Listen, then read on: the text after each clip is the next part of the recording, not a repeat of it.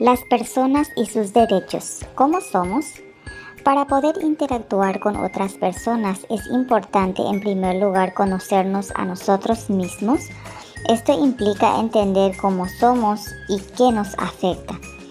El autoconcepto es el conjunto de sentimientos, percepciones y valoraciones que las personas tienen sobre sus características y capacidades. Los siguientes aspectos de sí mismo. El físico, es decir, su cuerpo; el intelectual, lo que está relacionado con sus capacidades y habilidades; lo social, o sea, la interrelación con los demás. De esta manera llega a la conclusión de que posee una identidad personal. ¿Cómo se convive?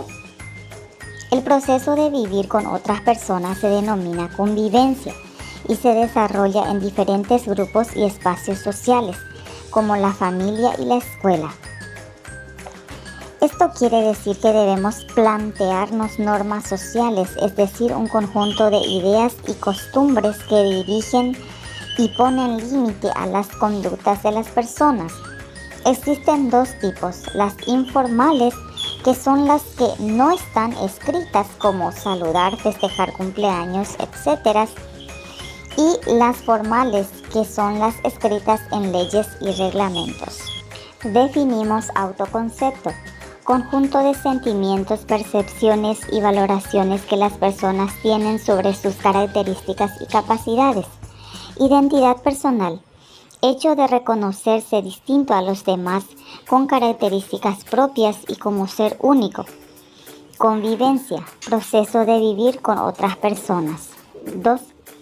Pega una foto o dibújate en el recuadro.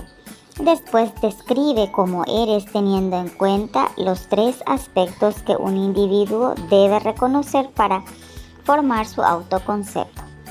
3. Subraya las expresiones en las que puedes demostrar conductas adecuadas para la convivencia.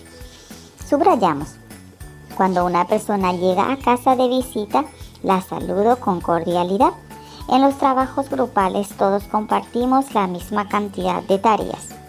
4. Escribe si las siguientes situaciones corresponden a normas informales o formales.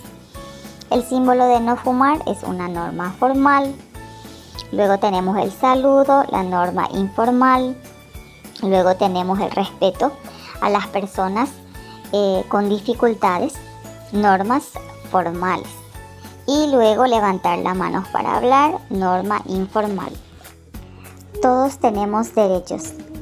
Todos los seres humanos somos únicos y diferentes, pues tenemos la capacidad de sentir, pensar, elegir y actuar. Esta característica nos diferencia del resto de los seres vivientes y constituye la dignidad humana. Para proteger la dignidad de las personas y asegurarse de que se desarrollen en plenitud y disfruten de una convivencia pacífica, los estados han reconocido que por el solo hecho de ser humanos, todos poseemos derechos fundamentales.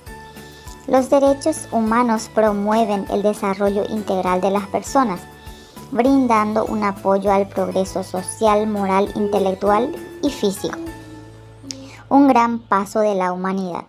Todos los seres humanos nacemos libres e iguales en dignidad y derechos. Así dice el primer artículo de la Declaración Universal de los Derechos Humanos, un texto fundamental para la historia de la humanidad, aprobado el 10 de diciembre de 1948.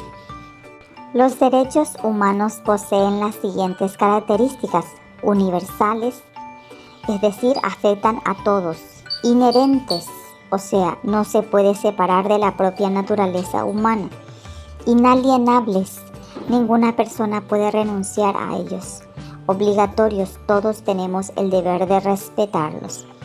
Tenemos derecho a la vida, a la libertad del pensamiento, a la libertad personal, a la libertad de opinión y de expresión, a la libertad a la igualdad ante la ley, a la salud, al trabajo, a la educación, a participar de la vida cultural. El Estado y los derechos. En un país como Paraguay, en el que existe un sistema de gobierno democrático, los representantes son elegidos por la ciudadanía y los poderes públicos del presidente, el Congreso y los tribunales de justicia están separados para evitar abusos y poder controlarse mutuamente. La ley más importante del Estado es la Constitución Nacional. Esto se logra mediante un Estado de Derecho, es decir, un Estado en donde la Constitución y las leyes se rijan por igual sobre los ciudadanos y las autoridades.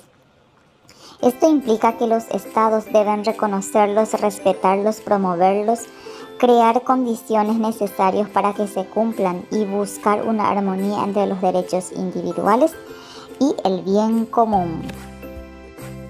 Los derechos de los niños. A lo largo de la historia, los niños y niñas han vivido situaciones en que se vulneran sus derechos. En 1959, los estados integrantes de las Naciones Unidas firmaron la Declaración de los Derechos del Niño, que son no discriminar, participación, interés superior del niño, supervivencia, desarrollo y protección. Practicamos, completa cada afirmación con la palabra dada. A. El Estado es uno de los principales organismos encargados de velar por el cumplimiento de los derechos humanos. B. El objetivo de la Constitución Nacional es regular la convivencia de la sociedad. C. Las garantías necesarias para lograr el respeto de los derechos humanos se establece en un Estado de Derecho. D. Uno de los principios de la Declaración Universal de los Derechos del Niño es la participación, lo que quiere decir que las opiniones de niños y niñas deben ser tomadas en cuenta. 2.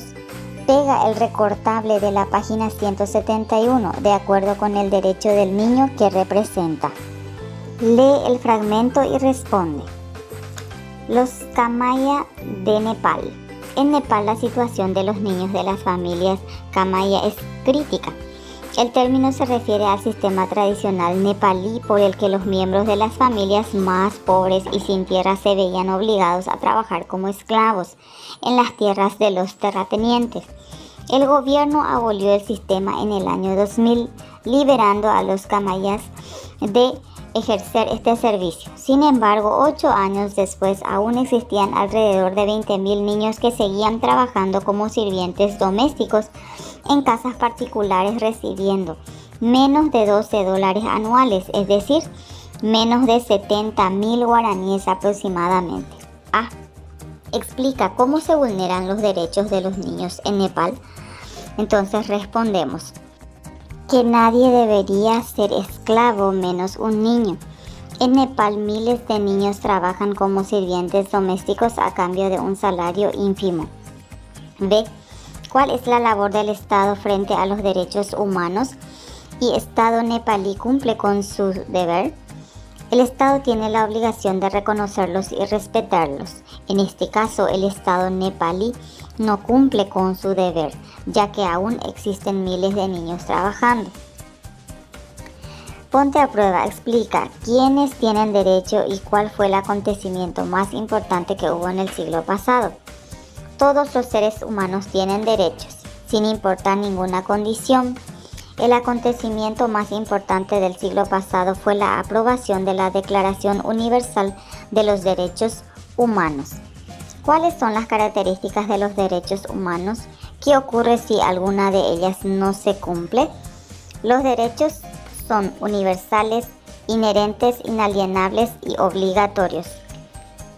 Si no se cumple alguna de estas características, se están violando los derechos humanos de las personas afectadas.